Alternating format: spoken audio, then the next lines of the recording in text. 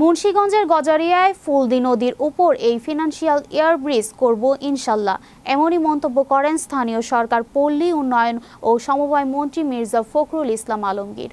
মুন্সিগঞ্জ জেলা প্রতিনিধি এস.এম. নাসির উদ্দিন জানান, তিনি আজ দুপুরে এশিয়ার বৃহত্তম মানাবে ওয়াটার পার্ক পরিদর্শন শেষে গজারিয়ার অবকাঠামোগত উন্নয়নের ধারাবাহিকতায় ভবেরচর বাজারে 2 তলা মার্কেট ভবন নির্মাণ কাজের উদ্বোধন, Bhaberchar BRAC office to Imampur union পরিষদ সড়কের পুনর্বাসন ও প্রশস্তকরণ প্রকল্পের ভিত্তিপ্রস্তর স্থাপন শেষে মুন্সিগঞ্জে যাওয়ার পথে রসুলপুর ফেরিঘাট মন্তব্য করে বলেন, গজারিয়া ফুলদি নদীর উপর এই ফিনান্সিয়াল ইয়ারে ব্রিজ করব ইনশাল্লাহ।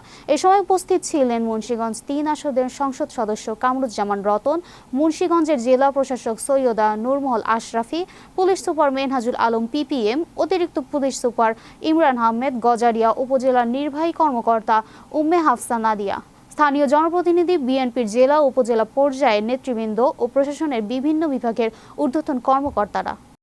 আমরা ইনশাআল্লাহ এই নদীতে ব্রিজ করব এই ফিনান্সিয়াল ইয়ার জুলাই সার্ভে করবেন।